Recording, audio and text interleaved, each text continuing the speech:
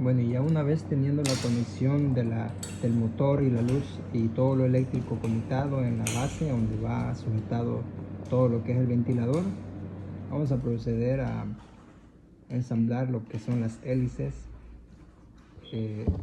Las hélices yo las estoy haciendo aquí en el suelo, se me hace más fácil que estarlas haciendo arriba, ¿verdad?